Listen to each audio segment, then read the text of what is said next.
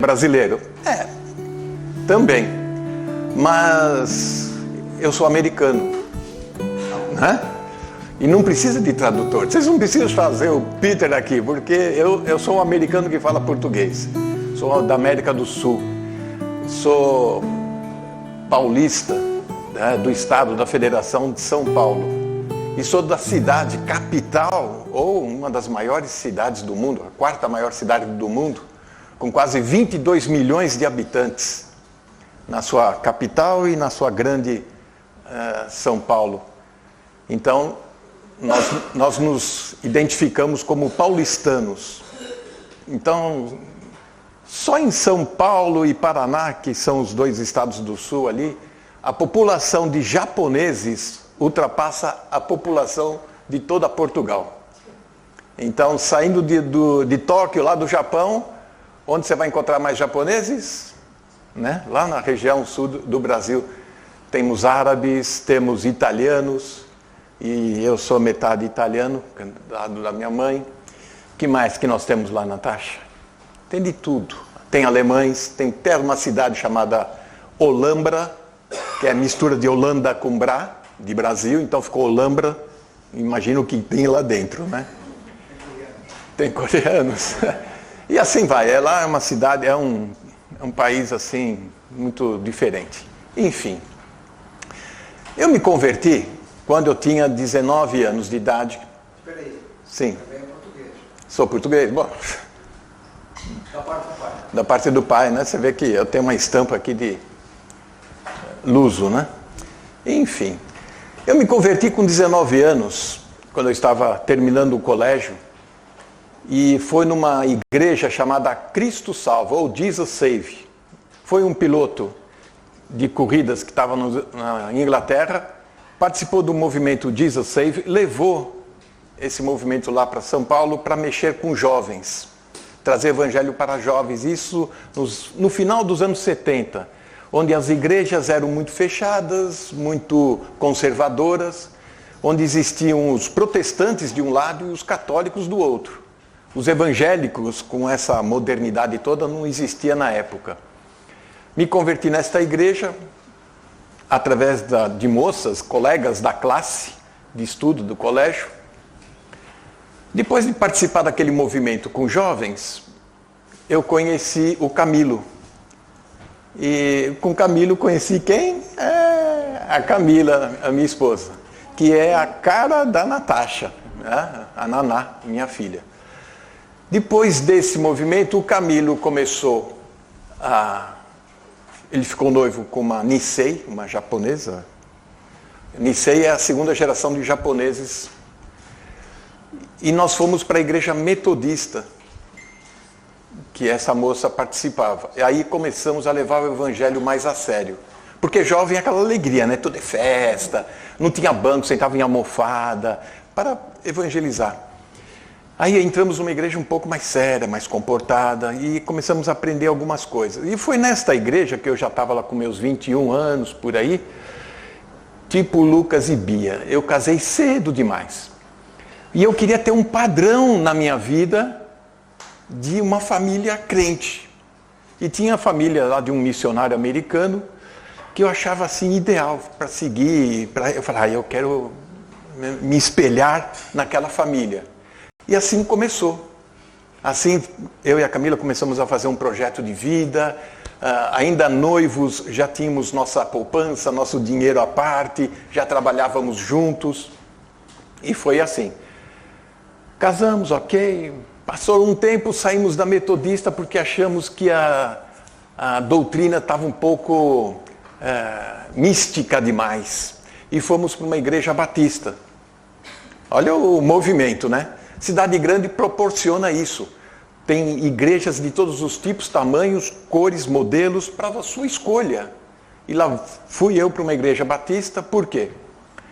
Porque um cunhado do meu cunhado, era japonês, estudava numa faculdade muito famosa lá em São Paulo, a Teológica Batista. Eu fui para lá também. Batista estava na onda, aí eu fui. Lá a gente conhece professores, conhece outras pessoas E eu sempre me chamava a atenção quando eu via os casais. Então, o diretor da escola era o Werner Kachel. E a esposa, a dona Dirce, era da biblioteca. O outro professor, o Scott, tinha a esposa que era da secretaria. Então, eu vi os casais trabalhando juntos e na obra de Deus, eu achava aquilo fantástico. E crescemos depois naquela igreja batista, aí veio as crianças, cresceram naquela igreja, e assim foi. Depois mudamos para uma outra igreja para ajudar a implantação de igrejas, depois mudamos para uma outra, e assim fomos, conhecendo famílias, pessoas. O tempo passou, e quando o tempo passou, a gente olhou e falou, puxa vida, o padrão que a gente conhecia na época está muito diferente de hoje. E nós sentimos saudades daquela época onde que tinha uma igreja pequena como esta, talvez um pouco maior, mas as pessoas eram, o núcleo da igreja eram famílias. E aquilo dava uma sustentação muito boa na nossa fé, na nossa vivência, na comunhão e no apoio de uns com os outros. Tanto que um dos slogans, título da igreja, era assim, famílias fortes, igreja forte. Portanto, se a nossa igreja é forte, ela deve refletir o estado espiritual da nossa família. Família forte, igreja forte. Igreja forte, família forte. Chega, né? Falei demais. Vamos falar sobre o assunto aqui. Tá ligado isso? Acho que tá, né? Minha voz não seria tão potente assim, né? Muito bem.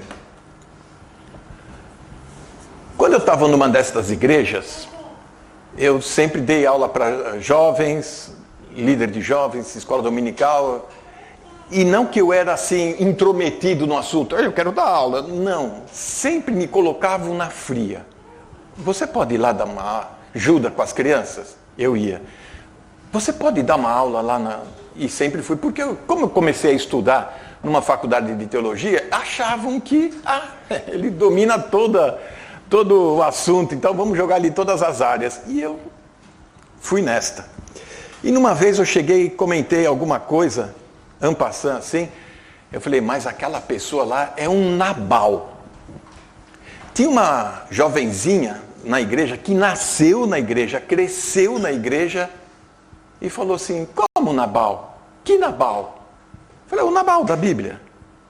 A moça, que já era universitária, não sabia quem era Nabal. E nem vou perguntar aqui se alguém aqui sabe quem é Nabal. De repente fala assim, eu não sei, né? Eu não estudei esse capítulo, né? E chama atenção, porque existem muitas histórias bíblicas no Antigo Testamento, principalmente no Antigo Testamento, que nós até desconhecemos ou esquecemos. Mas todas as Escrituras são inspiradas, proveitosas para nos ensinar, corrigir, advertir, animar. Romanos 15:4 fala assim. Então nós vamos ver hoje a história de Nabal e Abigail. Quem são esses dois personagens? Nabal significa tolo, pessoa rude. E a Bíblia diz em algum versículo que ele era do maligno. Olha. E Abigail, que significa o nome, e todos os nomes bíblicos têm seus significados. Querida do pai, ou amiga do pai. Querida do pai, acho que seria um dos significados. E nós vamos ver esse episódio de Nabal, Abigail e o rei Davi. Que dispensa comentário quem é o rei Davi, né? Se vocês não conhecem o rei Davi, então, bom, aqui está. Vamos então. Primeiro livro de Samuel, no capítulo 25, lógico que por administrar o tempo, nós não vamos conseguir ler todo o capítulo. Fica como lição de casa para você. Olha, eu quero conhecer melhor essa história. Está aqui. Vamos ler alguns versículos para conhecer um pouco mais sobre esta história aqui. Parece uma história que passa assim no correr dos olhos quando a gente foca o assunto no rei Davi. Mas todo o texto bíblico é inspirado. Toda a palavra que está no texto, ela tem uma importância que muitas vezes nós ignoramos ou passamos sem dar a devida atenção. Tudo que está escrito, narrado aqui, nós vamos tentar trazer para o nosso tema aqui. Vamos lá. Capítulo 25, primeiro livro de Samuel. Samuel, vocês sabem, né? Ele foi talvez o primeiro profeta, propriamente dito, assim, como dos grandes, e o último dos juízes. Embora Eli, que era o sacerdote quando Samuel era pequeno e cresceu junto, era um outro juiz. Mas a época dos juízes estava terminando, o rei Davi estava chegando já com a promessa de Deus, etc. Então nós estamos nesse período. Faleceu Samuel, e todo Israel se ajuntou e o prantearam, e o sepultaram na sua casa, em Ramá. Davi se levantou e desceu ao deserto de Parã, que é no sul de Israel. E havia um homem em Manom que tinha suas possessões no Carmelo. E era este homem muito poderoso e tinha 3.000 ovelhas, 1.000 cabras, e estava tosqueando as suas ovelhas no Carmelo. E era o nome deste homem Nabal, e o nome da sua mulher Abigail. E era mulher de bom entendimento, formosa. Porém o homem era rude, duro, maligno nas obras, e era da casa de Caleb. Lembram Caleb? Aquele que foi espiar a terra, né, prometida, aí voltou, falou para Moisés, olha, a terra é boa, e todo mundo falou, não, só tem gigante lá, vão matar a gente. Este Caleb, que era junto com Josué, homens de fé, homens poderosos, este homem veio da linhagem de Caleb. Perceba? Um grande expoente da fé, e olha o que gerou dentro da sua tribo, como era conhecido. E ouviu Davi no deserto que Nabal tosqueava as suas ovelhas, e enviou Davi 10 moços, e disse aos moços, subi ao Carmelo, e indo a Nabal, pergunta-lhe, em meu nome, como está? E assim direis aquele próspero, paz tenhais, e que a tua casa tenha paz, e tudo que tem, tenha paz. Agora, pois, ouvindo que tens tosqueadores, ora, os pastores que estiveram convosco, agravo nenhum fizeram, nem coisa alguma lhes faltou, todos os dias que estiveram no Carmelo. Ou seja, Davi e seus homens acabaram que protegendo o rebanho de Nabal contra os roubadores, contra gente que... inimigos. Estes homens foram como se uma muralha e protegeram e guardaram o rebanho de Nabal. Vamos pular alguns versículos. Esses homens chegaram para Nabal, né, falaram, olha, Davi, teu servo, pede pelo menos, já que você está tosqueando, o que era essa tosquia? Pegar a lã das ovelhas e fazer um grande churrasco para todo mundo. Nada melhor do que um pedaço, um prato, para os homens que o protegeu, o guardou desse tempo todo. Porém, a reação de Nabal foi um pouco rude demais. Nabal respondeu aos criados de Davi e disse, quem é Davi e quem é o filho de Jessé? Muitos servos há hoje que fogem do seu senhor. Tomarei eu, pois, o meu pão, a minha água, a carne das minhas reses, que degolei para os meus tosqueadores, meus trabalhadores, e a darei a homens que eu não sei de onde vêm? Já foi muito mal educado, né? Vamos pular para o versículo 14. Porém, um deles, moços, anunciou a Abigail, mulher de Nabal, dizendo, eis que Davi enviou mensageiros desde o deserto a saudar o nosso amo, porém ele os destratou. E aí começa toda a trama desta história. Davi ficou furioso com a resposta de Nabal, os homens de Nabal, os trabalhadores, correram para Abigail, que o texto a gente leu, falou que ela tinha entendimento, era formosa, tinha distinção. Foram e comentaram com ela, olha, os homens de Davi vêm com a espada aí, acho que não vai sobrar ninguém. Se sobrar, sobra uma ovelhinha no churrasco. E a gente vai virar churrasco também. Essa foi o resultado. A questão é por que será que Davi reagiu desta forma? Será que Davi ficou iracundo porque já não aguentava mais, estava estressado naquele deserto? Por quê? Ora, o texto diz, e não podemos perder nenhuma chance de analisar as palavras que estão colocadas aqui. O texto diz que Nabal era da tribo de Calebe. Calebe era de Judá.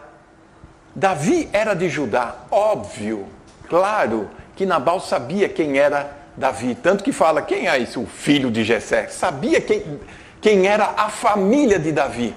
Ele o trata como se fosse um forasteiro, um bandido, um escravo fugitivo, um rebelde. Ele inverteu, ou ele traduziu na sua cabeça, conforme a sua conveniência, todo o fato. E aqui já começa uma lição prática para nós. Nós temos que saber ler os fatos e não distorcer para a conveniência própria, para buscar os nossos interesses. Já adiantei alguma coisa? Vamos em frente então. Dificuldades então para um casamento nos nossos dias. Quando as pessoas não aproveitam as oportunidades que têm. Nabal era poderoso, era rico. Mesmo sendo de uma família nobre, piedosa, era de Calebe. Tinha herança cultural e religiosa. E mesmo assim, reagiu desta forma, desta maneira. Despreza o seu legado da sua família. E o pior ainda, escarnece dos valores espirituais apresentados, vividos por ele. E o texto todo, até o final do verso 42, mostra, e nós vamos ver alguns versículos, como isso acontece. Nesta primeira parte, nós vamos estudar os status de Nabal e Abigail. E na segunda parte, os tratos. Os status, depois os tratos. Como se relacionam de maneira mais prática. Sem um alicerce, ninguém se estabelece. Sem esse alicerce espiritual que estamos falando, a casa não fica em pé. O Sermão do Monte termina falando sobre edificação de duas casas, bonitas, uma mais bonita que a outra, só que uma está na areia e outra na rocha. Construir na rocha demora mais tempo, pois você tem que fazer alicerces profundos, cavar uma pedra. Na areia tudo fica mais fácil, tudo é mais rápido, tudo é mais vistoso. E você adquirir e crescer com valores espirituais leva tempo. O que eu estou fazendo hoje, ou me propondo a fazer, é trazer apenas mais um tijolo na construção da nossa vida espiritual. A parede está sendo levantada. Cada pregação de domingo, cada estudo que vocês ouvem, é um tijolinho agregado, colocado, sendo edificado na sua vida espiritual. Porém, muitas vezes a gente não aceita aquele tijolinho. Fala assim, não, aí ficou torto, eu não quero aí, tira. Ou seja, demos um passo para frente e depois damos um passo para trás porque não aceitamos. Há muitas pessoas hoje em dia que jogam fora aquilo que herdaram e aquilo que descobriram como verdade. Por que jogam fora? Preferem a comodidade da modernidade. É mais fácil caminhar com uma multidão do que você caminhar sozinho. Gente que abandona a igreja, gente que desobedece os pais, colhe frutos que próprio semeou. Esta passagem de Números 23, ela é significativa e nós lemos assim.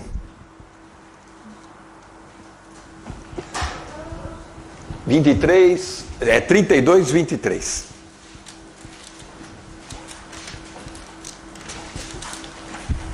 A gente gosta muito da passagem de Gálatas, né? Aquilo que o homem semear, isso ele vai colher.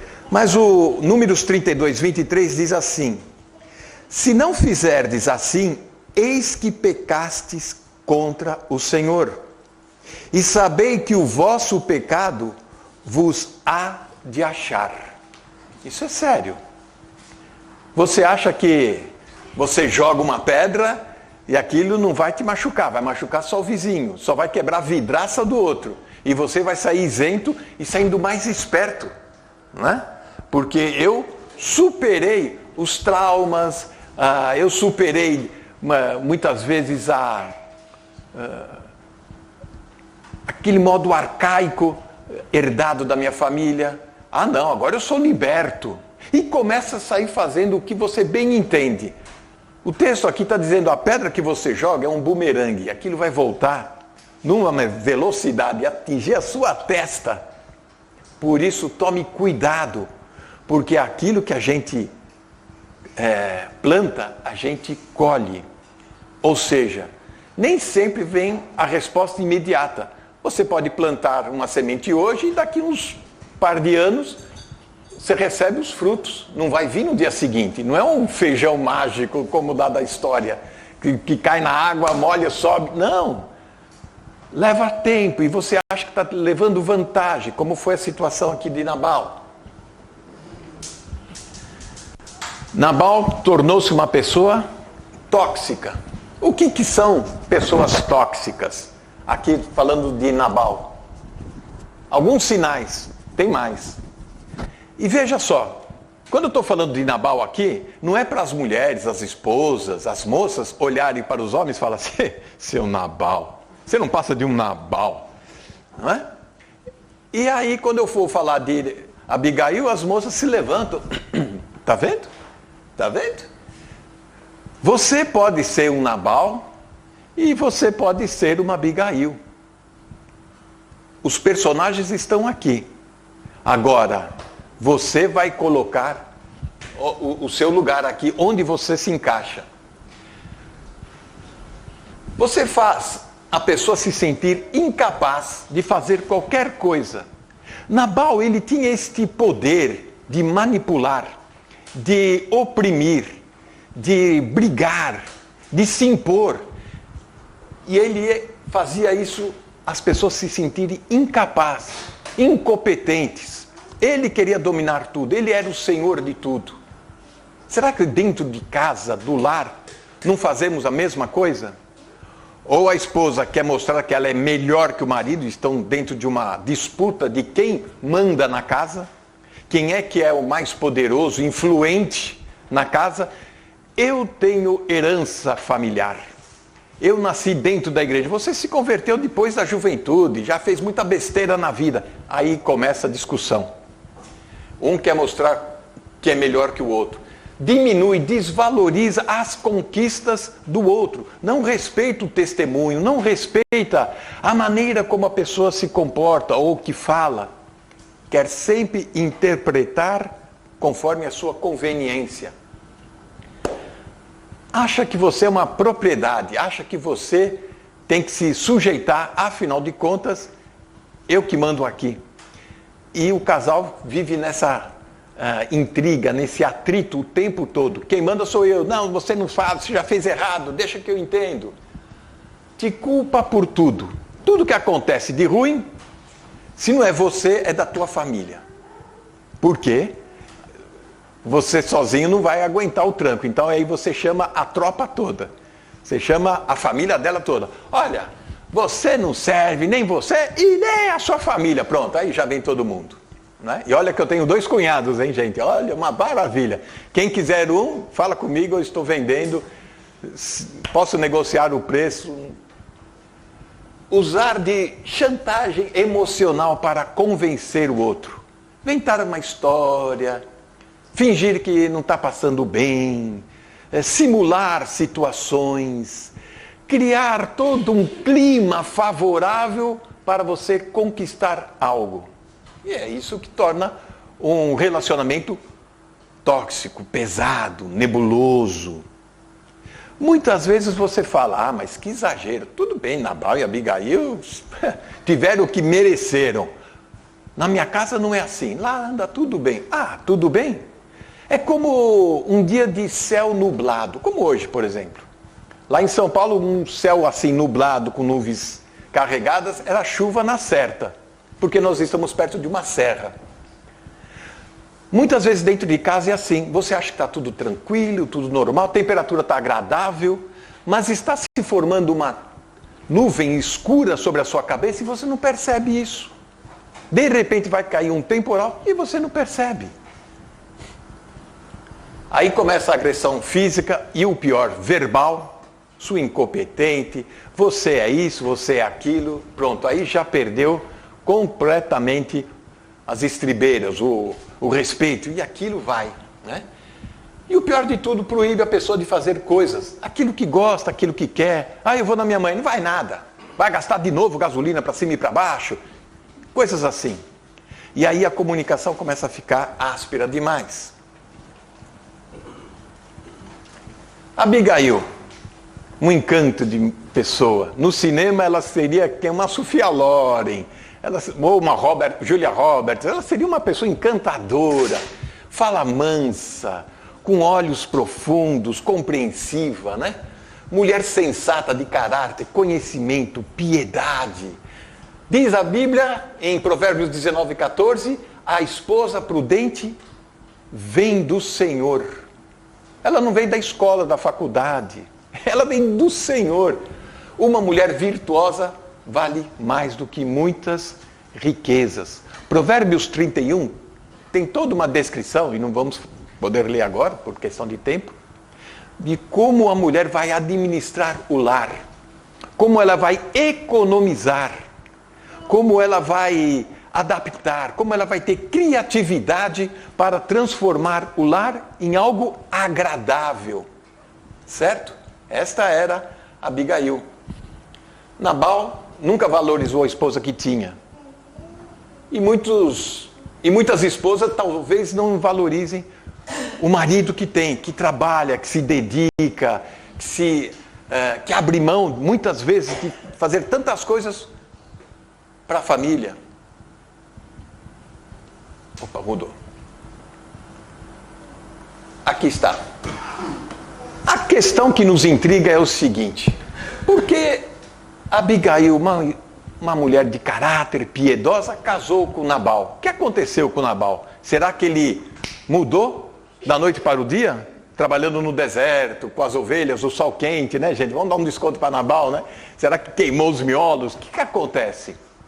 Bom, quando se conhece uma pessoa e andam juntas, e a pessoa, um Nabal da vida, ele quer construir a sua família, o seu lar, constituir família, na hora ele se faz de gatinho, ele vai lá, ele cuida.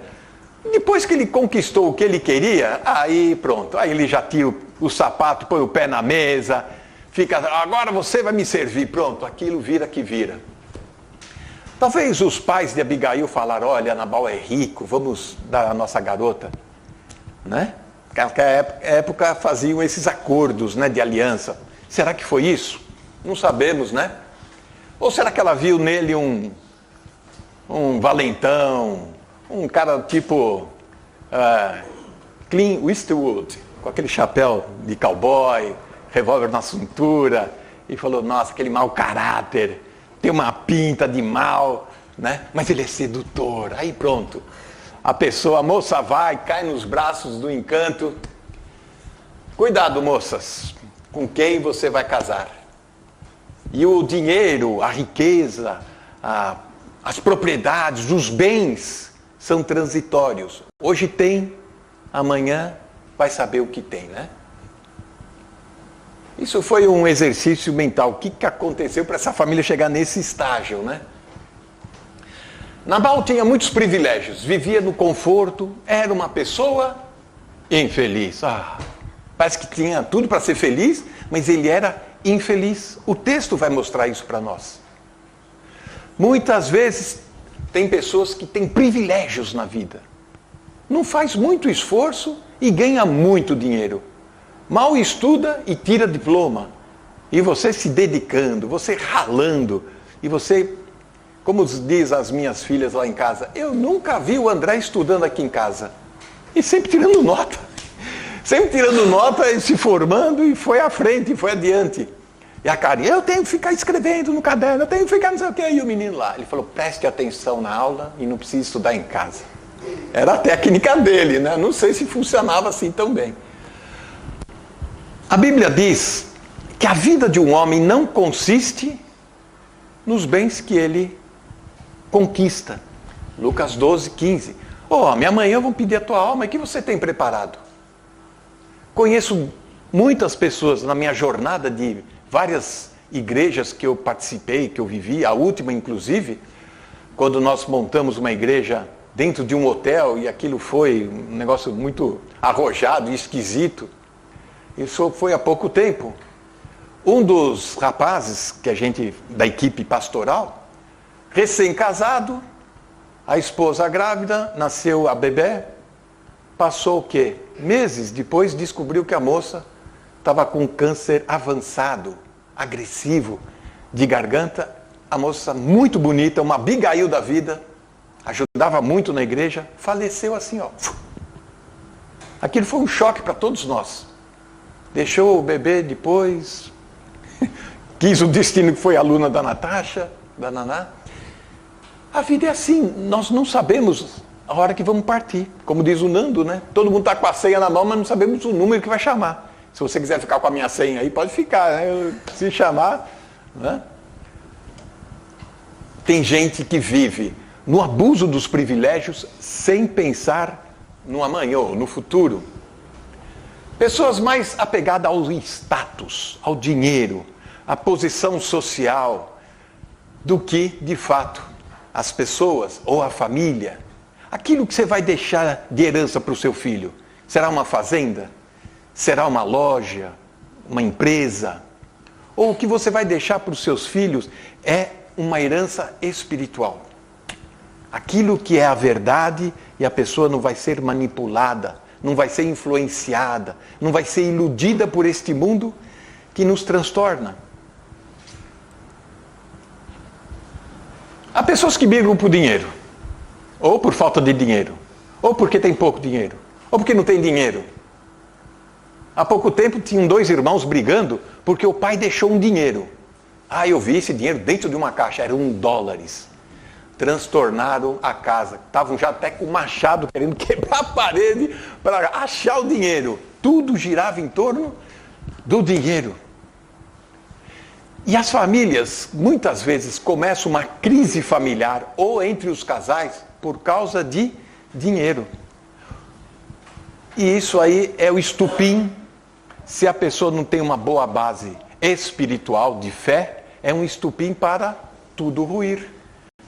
E a crise vir à tona. Coisas não vão nunca substituir um relacionamento, não é? Isso destrói. Casais felizes não são os mais ricos. Muitos aqui podem dizer isso, confirmar isso. Vamos entender um pouco Nabal. E talvez você vai se identificar com ele. Senhor e senhora, pode se identificar com este sujeito. Por que ele se torna tóxico? Por que o ambiente vai num crescente fervor, vai ardendo e chega a um ponto que aquilo explode? Era um homem rude na sua comunicação. Veja o verso 17. Considera, pois, agora e vê o que há de fazer, porque o mal já está todo determinado contra o nosso amo, Nabal, e contra toda a sua casa. Ele é um homem vil e não há quem lhe possa falar. Sabe aquela pessoa que ela tem razão em tudo? Às vezes é a esposa que tem razão em tudo, às vezes é o marido que tem razão em tudo. Falam, discutem, briga e ele não arreda o pé. Eu entendo assim, é assado, é cozido e frito. Esse era o Nabal. Ele tinha um temperamento insuportável. Veja, Esse temperamento insuportável é algo que vai crescente na vida.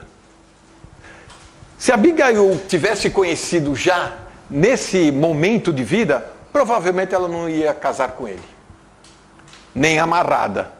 Mas diz aqui o verso 27 que ele era insuportável. Agora este é o presente que trouxe a tua serva. Meu senhor seja dado aos moços que seguem ao meu senhor. Era uma pessoa intragável. Era um homem avarento, egoísta, ingrato. Eu vou dar do meu pão, do meu vinho, do pedaço da minha carne, que eu dou dos meus trabalhadores para essa malta que vem aí no deserto, fugitivos. Não, pessoa ingrata, mas eles protegeram a gente. O tempo todo do pastoril, não faltou uma ovelha, não fomos agredidos, não fomos ameaçados. Eles nos protegeram, nos guardaram. Foi sempre ingrato. Esta pessoa tinha mania de grandeza. Tem gente que é até pobre. Anda até num carrinho assim que tem só 3 rodas. A outra está meia... Mas mesmo assim tem mania de grandeza. O verso 36. Vindo Abigail a Nabal, eis que tinha em sua casa um banquete, como banquete de rei. E o coração de Nabal estava alegre, ou seja, ele estava bêbado já, né? Muito embriagado. Pelo que ela não lhe deu a entender coisa alguma, pequeno ou grande, até de manhã. Ela era uma pessoa com discernimento, entendimento de caráter, viu o estado de embriaguez do marido, dando aquela festa nababesca. Ela sabia que ele era um beberrão, um homem louco, filho do maligno, como diz estes versículos 25 ou 17. Pessoas assim, elas vão sendo reveladas aos poucos. Ela não vem aparecendo assim. Quando Satanás vai seduzir Eva no paraíso, ele não aparece como um filme de terror, né? Mostrando os dentes e babando, né? Não, ele vem todo sutil, astuto, fala mansa, delicado. Talvez veio com uma apresentação muito bonita, que encantou Eva. E o texto lá de 1 João mostra que ela ficou deslumbrada daquilo que ela viu, e depois do que ela ouviu, e do que ela conquistou depois, ou que ele passou para ela. Assim é na vida também. Muitas vezes você cai no canto da sereia, como a gente chama, né? Você vai, acha aquilo tudo encantador. Nabal, mesmo sendo o homem mais rico e próspero, ainda queria mais. Dizem que o saco de ter, né, nunca tem fundo. Cada vez quer ter mais, quer ter mais. Se você conseguir uma casa, passa um tempo, você quer uma maior. Quando você consegue adquirir aquele seu carro Fiat, você fala, não, eu vou querer ter uma Mercedes. Quando você consegue uma Mercedes, você fala, não, agora acho que eu vou querer uma Lamborghini. Quando você consegue uma Lamborghini, você pensa, não, acho que vai ser de Porsche. Você nunca está satisfeito. É uma ilustração besta, né? Eu nunca fiz isso, né? Eu fiz isso com as miniaturas que eu tenho na estante. Mas é diferente. Este tinha a síndrome de rei. Ele deu um banquete, no verso 36, como se fosse um rei. Gastando, oferecendo bebidas. Por quê? Ele queria que o seu ego fosse massageado. Eu sou o tal, eu mando aqui. Lembrando que esse Nabal era da tribo, da linhagem de Caleb. Ele gastava muito, dando banquetes, e muitas vezes tem gente que gasta o que não deve, aonde não pode. E aí começa uma crise, aquilo fica tóxico, aquilo fica insuportável. Vai dormir na sala, vai dormir no sofá, pronto.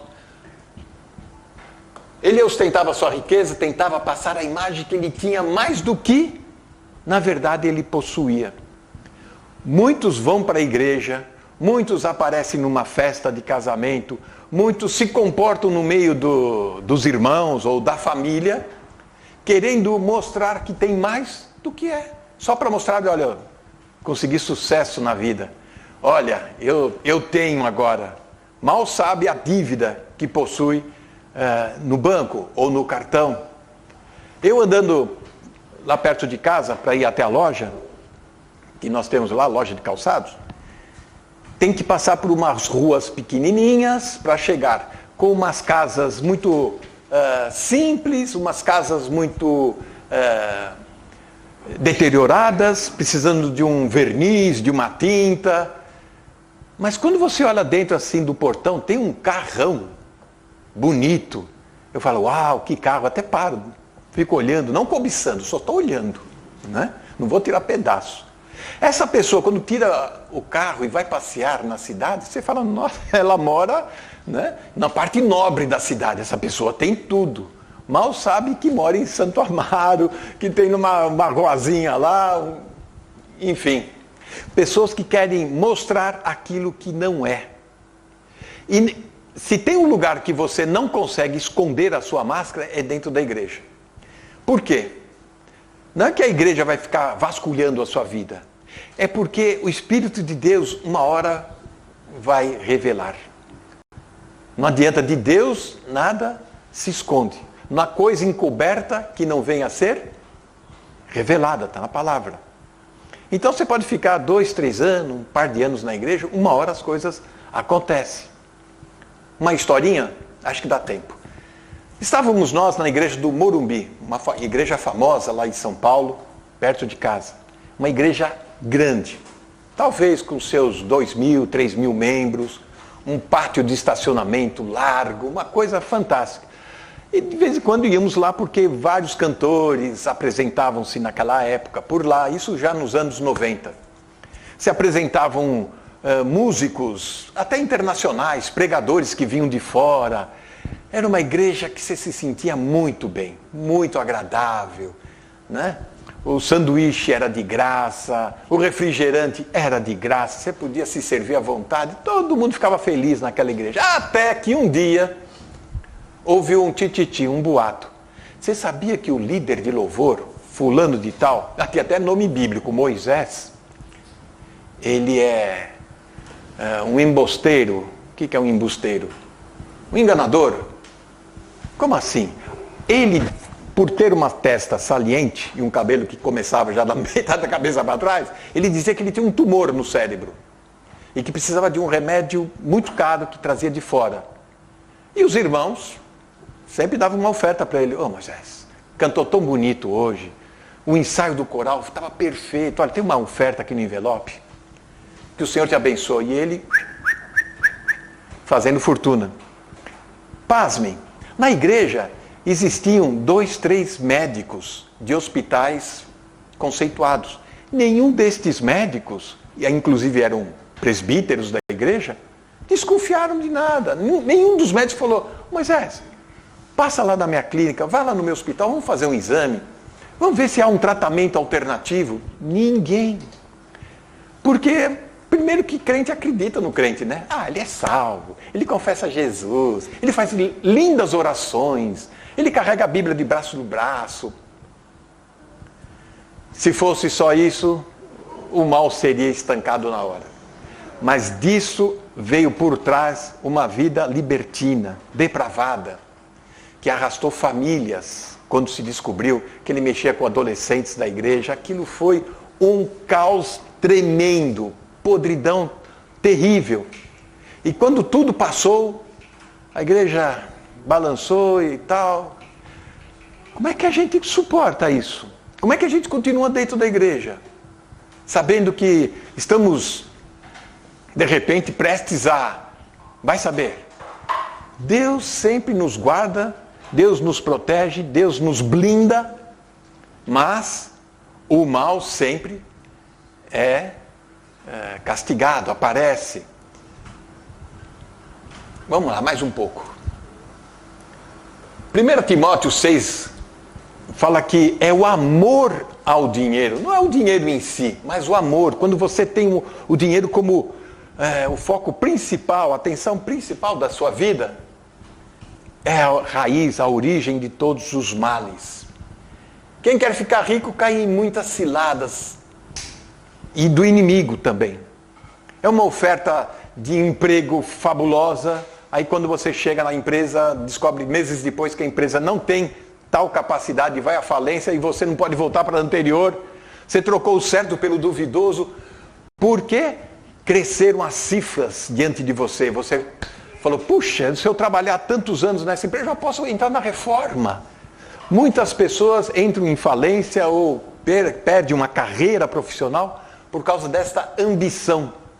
E nós só podemos ter esta distinção, sabedoria, se estivermos na palavra.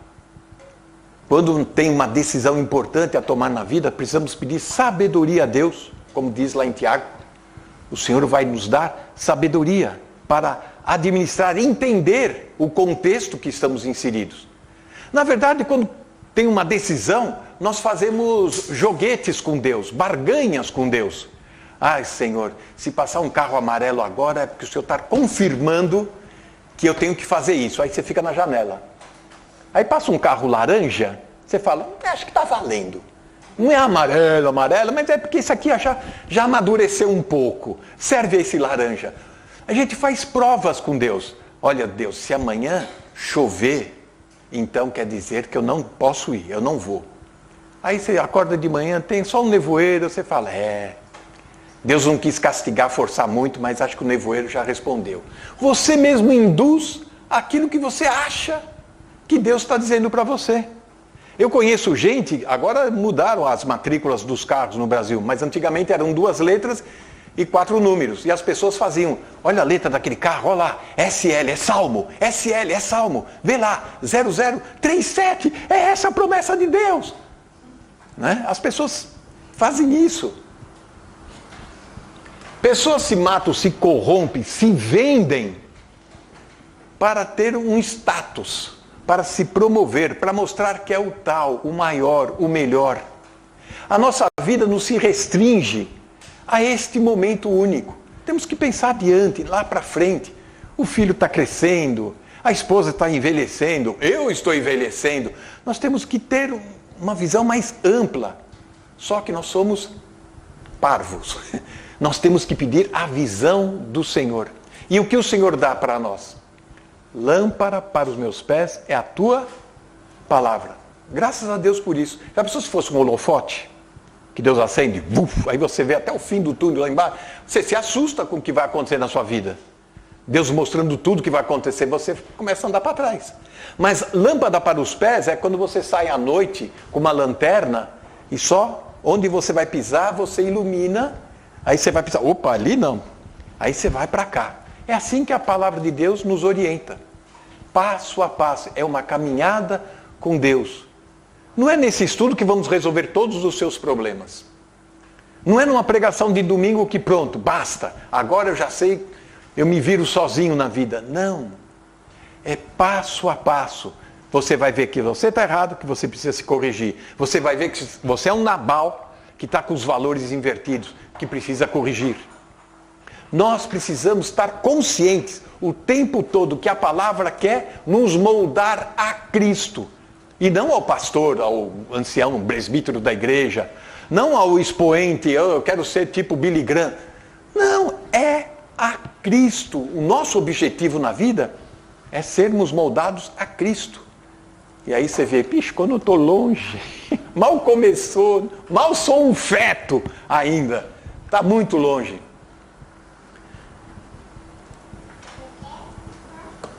O dinheiro de Nabal só servia para ele fazer farra e ainda comprar os outros. Quando você tem um certo poder, você quer comprar os outros, para que os outros falem aquilo que você gosta de ouvir, quer ser promovido. Só pensava nele mesmo. Tudo era dele e para ele. Se olharmos bem a cultura da época, o tosquear ovelhas, aquela grande festa, você dar um cabrito para 200 homens, não era nada. Era um gesto de gratidão, porque aquele grupo ajudou a proteger. Se eles tiveram interesses em saber que, olha, quando chegar a época da tosa, da festa, a gente vai Mas não. Simplesmente tudo era dele, cada vez mais é egoísta. Eu sei que aqui dentro da igreja não tem nenhum agricultor, não tem nenhum da pecuária, ninguém tem ovelhas, cabras. Mas nós somos o que como Nabal? Egoístas. Pensamos muito em nós, no meu bem-estar, no que eu tenho, no que eu mereço. O tempo todo é isso. Por isso que muitas vezes começam os atritos. Eu merecia isso. Ele precisava reconhecer o meu sacrifício, ou vice-versa. Isso é fruto de egoísmo. Tipo de gente que gosta de impressionar, vive de aparência, gasta o que não tem para mostrar o que não é. Esse tipo de gente não é só Nabal, não. Nós temos um pouco disso dentro de nós também. Nós também queremos impressionar os outros. Olha, vai vir um pregador lá do Brasil. Ah, o cara é espetacular. Aí você vem, e eu quero impressionar, eu começo a falar coisa, contar história. Uma coisa é falar de púlpito, outra coisa é a vivência, é o testemunho, é aquilo que as pessoas vão reconhecer na gente. Uma coisa é você chegar aqui de domingo, todo perfumado, arrumadinho, né? Ninguém vai saber a luta que você teve durante a semana. Ninguém vai saber o resultado da sua biópsia que você fez lá na clínica. O drama que você vive. Mas você entra aqui com um sorriso e fala, olha que bonito, Deus está abençoando. Está abençoando, sem dúvida. Muito bem, um homem egoísta, só queria impressionar, está aqui Nabal. Tudo isso para manipular as pessoas, para enganar as pessoas. Perder o equilíbrio, pronto. Pode ser equilíbrio emocional, espiritual, financeiro. E aí, tudo começa a entrar em atrito, em discussão. Aquilo começa a ficar azedo. E por que isso acontece? Quando a gente não dá prioridade para a palavra. Ah, mas aí é fanatismo, a minha vida é corrida, você não sabe como é que é. Eu não tenho muito tempo para essas coisas, eu trabalho duro. Meia hora por dia, 20 minutos lendo a palavra. Um salmo, 2. Não é ler para você ter conhecimento técnico. Ah, a história de Nabal, eu conheci essa história há muito tempo. Ah, novidade nenhuma, trazer um cara do Brasil para contar essa história. Não precisava, eu abri a Bíblia e lia. Inclusive eu já estava lendo Samuel mesmo. As pessoas vão reagir assim. Mas é quando você lê um texto bíblico e aplicar para a sua vida. Opa, o que eu tenho de Nabal aqui? E onde está Abigail na minha vida? Onde está o caráter? Onde está o entendimento, a minha piedade na vida? Veja que os homens, quando viram que Davi ficou furioso, os trabalhadores correram para Abigail, não para Nabal. Ô Nabal, pega leve. Davi aí está bravo, vai vir aí uma guerra. Não, os trabalhadores correram para quem? Para Abigail. Porque sabiam que ela tinha entendimento, era uma pessoa calma, sabia controlar o marido, sabia conversar. Foram conversar com ela. Então, a gente tem que aprender assim as coisas na Bíblia e aplicar na nossa vida. Eu preciso mudar, tem coisas que nós adquirimos da nossa natureza adâmica que precisa ser arrancada dia após dia. Se eu estou construindo um muro de fé, eu tenho que limpar todo um terreno, fazer um alicerce. E muitas vezes a gente se recusa a limpar o terreno, se recusa a abrir mais fenda do alicerce, porque dói, porque machuca. Tem coisas que a gente tem que abrir mão e a gente não quer. Uma vida que não pode ser levada a viver de um padrão além daquilo que pode ser vivido. Onde começa a intriga dentro de casa? Quando você força um padrão, porque você estabeleceu que em tantos anos nós íamos ter isso e ter aquilo.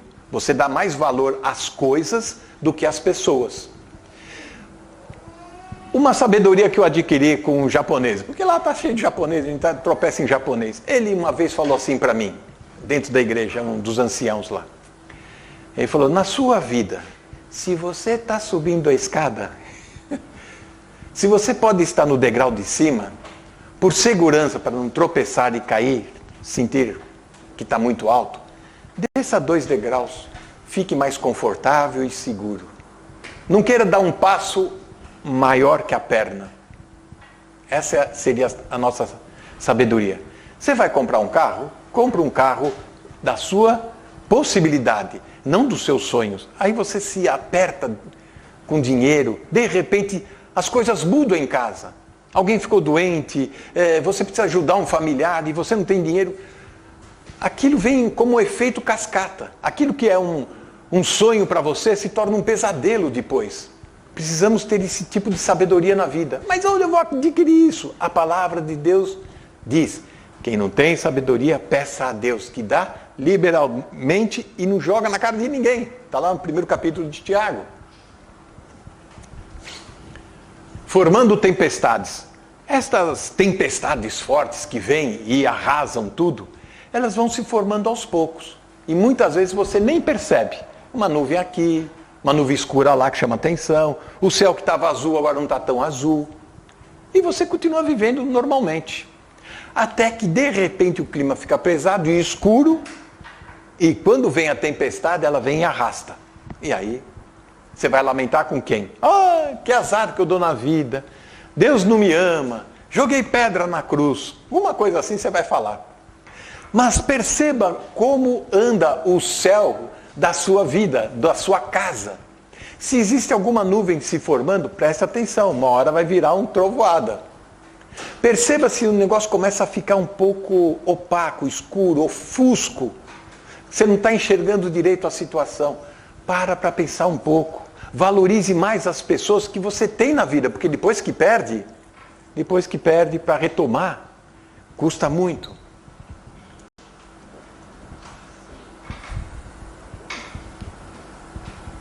João 2, no verso 25, o Senhor Jesus conhecia as pessoas. Ah, você vai falar, claro que conhecia. Diz assim o texto. E não, começa no 23, né? Estando ele em Jerusalém pela Páscoa, durante a festa, muitos vendo os sinais que faziam, creram no seu nome. Olha, muitos creram no nome do Senhor Jesus aqui. Mas o mesmo Jesus não confiava neles, porque a todos conhecia. Oh, mas eles creram no nome do Senhor Jesus. Acreditaram. Mas Jesus, ele conhecia eles. E não necessitava de que alguém testificasse do homem, pois ele bem sabia o que havia no homem. Você sabe o que vai dentro do homem? Dentro de si? Dentro do ser humano? Você sabe o que vai dentro? O nosso coração é maligno mesmo, é um Nabal pior. O Senhor Jesus disse que é do coração do homem que procede maus pensamentos, adultérios, homicídios, ganâncias. É os Nabal da vida. Procedem do coração do homem. E é por isso que nós temos a palavra para mudar o nosso coração. Para alertar, cuidar do nosso coração. Tem gente que usa eu falo marca-passo, vocês falam pacemaker, né? Tem gente que precisa de nós precisamos disso aqui, ó, um pacemaker, né? Para marcar, cuidar do nosso coração, senão nós fazemos atrocidades.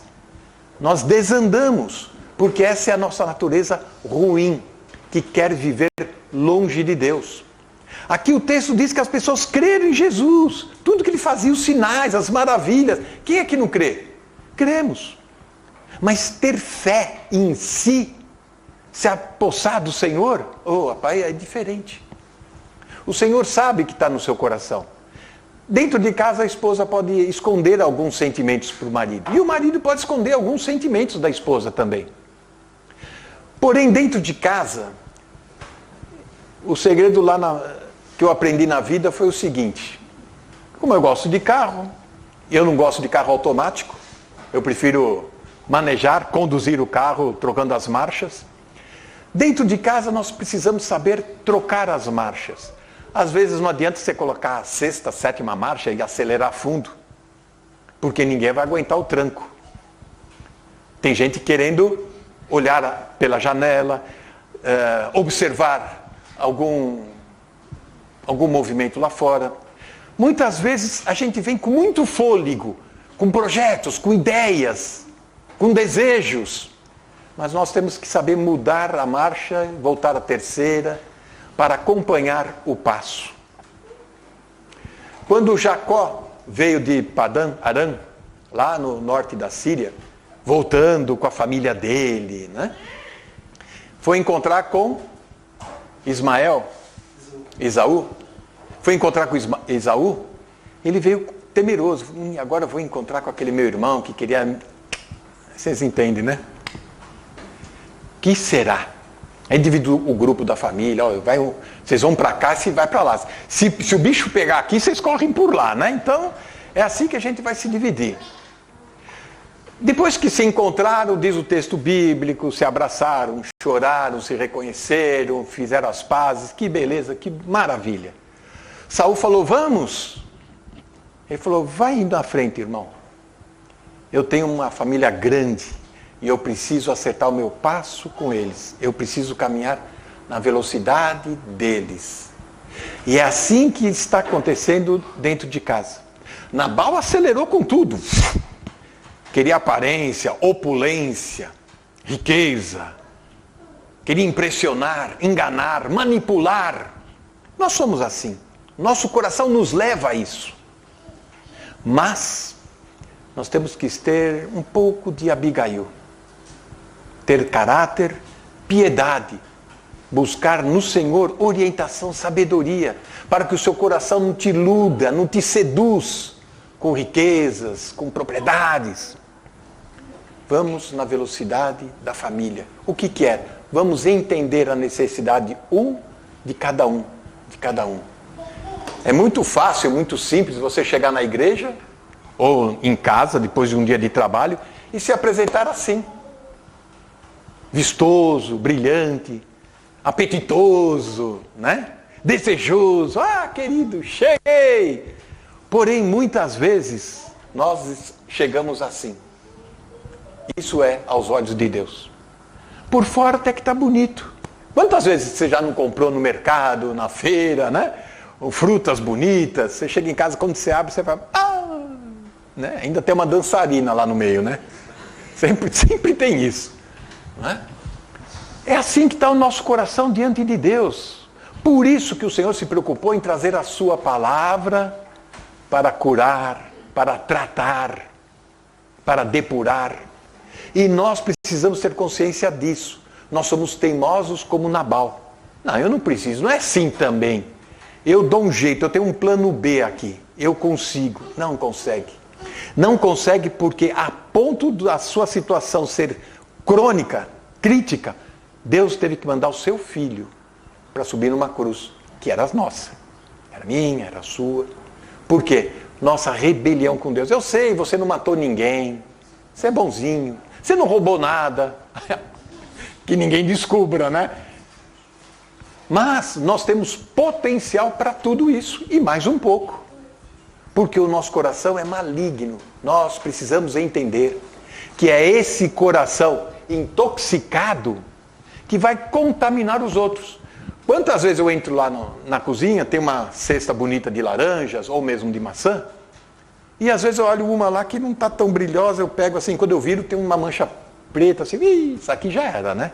Dá vontade de jogar pro vizinho. Aí eu jogo no lixo. Se eu deixar lá, o que vai acontecer? Aquilo vai contaminar as outras. É assim que Deus quer tratar a gente, com a sua palavra. Dentro de casa, dentro da igreja, muitos creram no Senhor Jesus, pois viram sinais e maravilhas. Mas o Senhor conhecia o coração de cada um. Não se confiava a qualquer um. O Senhor conhece. Você pode aparentar por muitos anos, mas o Senhor conhece o seu coração. Para terminar essa primeira parte, que já terminou, né, na verdade, tem um pastor que no início dos anos 2000, eu fui lá no norte do Brasil, que para mim é longe. Tem que pegar avião, sair de São Paulo e ir até Fortaleza, que é uma cidade bem na ponta do Brasil, já na saída para o mar, lá no norte, para ouvir um congresso com Bill Hybels. Já ouviu falar de Bill Hybels? Rede ministerial, era um grande sucesso na época, fantástico. Ficamos no hotel, aquela coisa toda, e na época eu conseguia bancar a minha estadia. Eu falei, eu vou para fazer uma leitura, estudar, ver o que é isto, e de repente trazer uma boa ideia para a igreja e dinamizar a igreja. Eu fui lá, tinha algumas pessoas da faculdade comigo, tinha um americano californiano com aquelas camisas floridas, todos, yeah, hit my hair, todo, né, falastrão, falando, todo simpaticão, todo mundo, ele vendia livros, todo mundo pedia até autógrafo, era uma coisa que eu achava estranho, mas enfim. E tinha, naquele dia também, a participação de Caio Fábio, um outro que era um expoente no Brasil, alguém aqui deve conhecer, era um pastor presbiteriano que pregava muito bem e para a multidão. Era o nosso Billy Graham da época, dos anos 2000. E todo mundo ficava encantado com ele, né? Até o bobo aqui ficava, né? Olha, ele vai estar lá, eu vou, paguei, fui. Meses depois do congresso, vem uma notícia. Você viu o que aconteceu com Caio Fábio? Fugiu com a secretária. Fugiu com a secretária? Para onde? Não, para onde não, para quê, né? Não é para onde? E daí a vida foi um descalabro, foi um escândalo no mundo evangélico daquela época. E o pior, que coisa ruim não vem sozinha. Diz lá o campesino, o caipira lá no interior de São Paulo, coisa ruim nunca vem sozinha. Depois desse fato, a secretária, depois de um ano, alguns anos, largou dele e ele foi sim arrumar com uma outra. O filho, um dos filhos deste, caiu em drogas, se mexeu com um movimento ruim lá no Rio de Janeiro, tinha que ser no Rio, e acabou sendo morto. Uma desgraça atrás da outra. O coração estava assim, mas se apresentavam assim. Cuidado, vamos analisar, vamos tirar a radiografia do nosso coração através da palavra. Vamos reconhecer que nós somos ruins diante de Deus e que precisamos da graça do Senhor para ser melhorados, para sermos salvos, transformados. E como notícia ruim é bobagem, né? Só uma não vale, né? Vamos dar duas, né? 2, 3 anos depois, veio a história de Bill Hybels. Abandonou o ministério, desligou de tudo, não quis mais saber, foi embora. Ele teve depressão, não, ele teve isso, não, ele teve aquilo, uma decepção na vida, não sei, foi embora. Depois veio a verdade sendo publicada, né? Também caiu em escândalos sexuais, uma coisa absurda de novo. Ou seja, coisa ruim nunca vem sozinha e não há nada encoberto que não venha a ser revelado. Se a sua vida estiver tóxica, é fácil. Ora, lá em casa é assim, se alguém tem sensibilidade, olfato poderoso, está lá. Senta naquela cadeira, naná. Ela está no quarto dela, ela já entra na sala assim, que cheiro de gás é esse? Que cheiro de gás? O que está queimando? Não está queimando nada, né?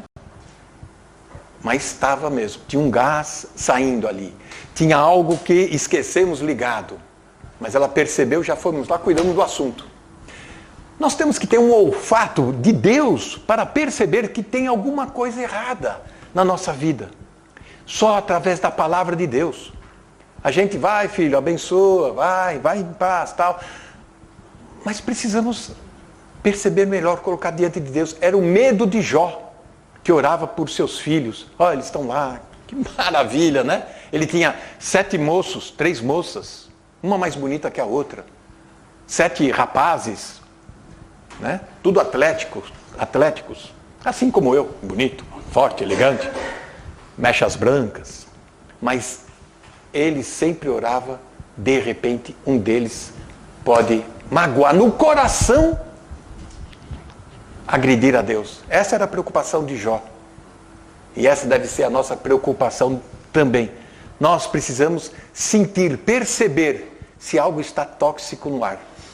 azedo, fedido. O clima pode ficar pior. E antes que fique pior, precisamos tratar. Diante da palavra de Deus, pedindo sabedoria. E a segunda parte que nós vamos ver é o trato de Abigail com essa situação toda.